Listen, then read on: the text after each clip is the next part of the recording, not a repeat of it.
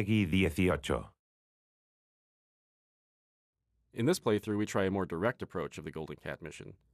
Co-creator directors Harvey Smith and Rafael Colantonio are here to walk you through it. Okay, so this time the player has done a different sequence leading through the streets leading up to the Golden Cat, and it has come in through the rooftops. It's a lot of vertical movement in the game, a lot of mobility. In the previous area, you can get dropped off in the river, and you're here to kill Custis and Morgan Pendleton, and therefore there are several different ways to enter the Golden Cat area. In this playthrough, we're going to do very brutally.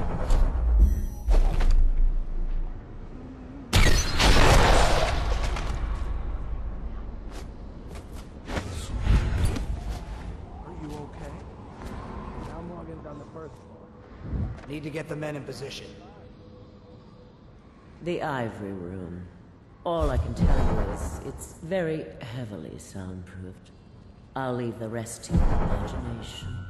Custis is easier to know. Some night you just... Why would anyone pay for that? Rats, plague, elixir, bunch of crap. Huh?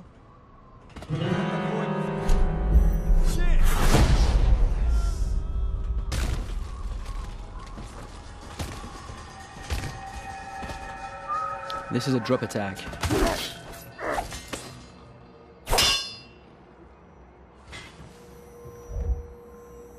Talk to that nice girl again. The one I told you about.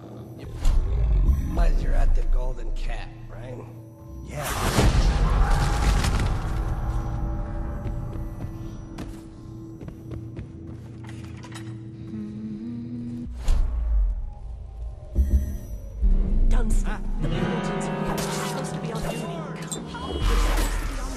Obviously, playing this way has got consequences. Some of them is that we track the number of death and innocents that the player kill, and this derives the ending, but also derives some of the little story beats all along the game. And besides, playing this way is actually very consuming in terms of resource. So the player uses those resources like powers and his mana and his health potions, and he has to use them carefully.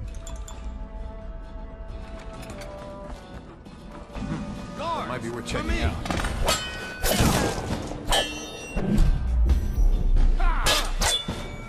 Take out his legs. So here the player stopped time just before the guards have fired their pistols, and he's planting a spring razor there. When time resumes, it will kill them both.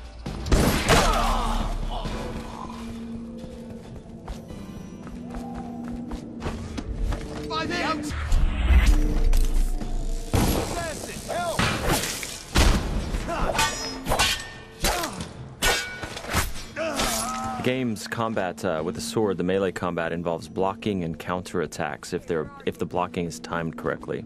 I hear you.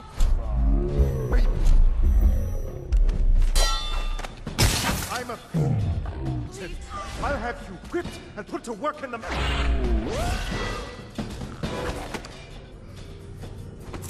So both targets have been assassinated.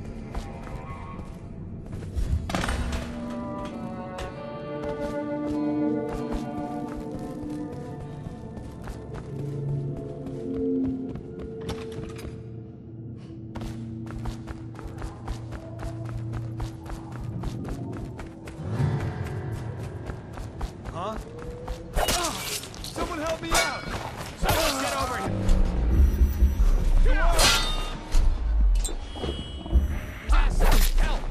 Someone...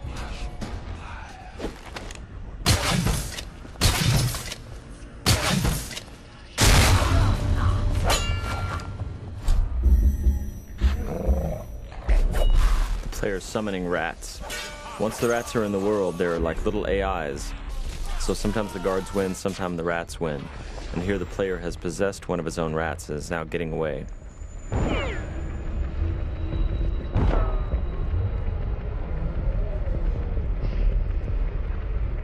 And that's the end of the violent, messy playthrough of the Golden Cat.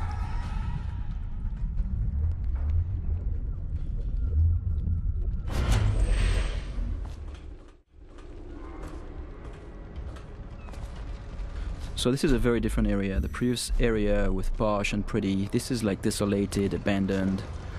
This is actually the area where there are weepers. It's called the flooded district. And there are those tall boys here that are preventing the weepers. The weepers are the plague-infected people. Those tall boys, their job is to prevent them from accessing the rich area. So they will shoot at the weepers and they will shoot at anything that tries to get through, including the player.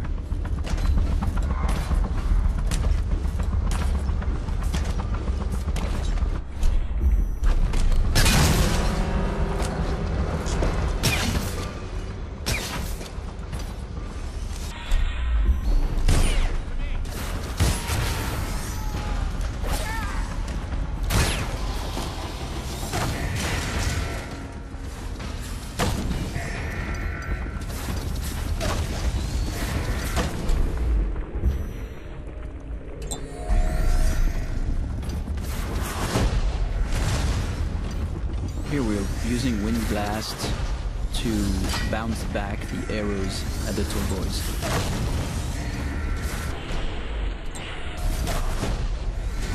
Using Wind Blast to knock the tall boys' phosphorescent arrows back at them is another combination of game mechanics that we did not plan for, but players found it quite fun. So we made some small changes to help support it.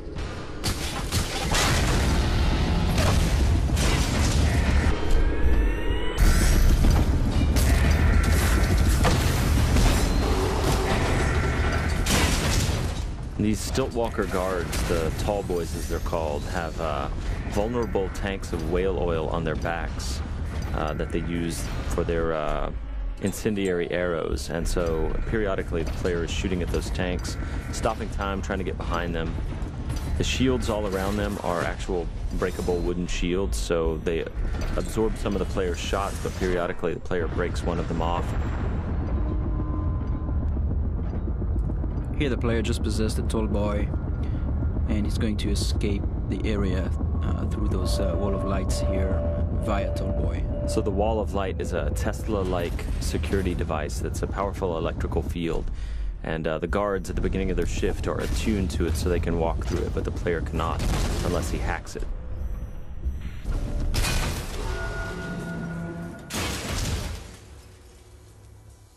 Thank you for watching. For an alternate approach, check out youtube.com/Dishonored or Dishonored.com.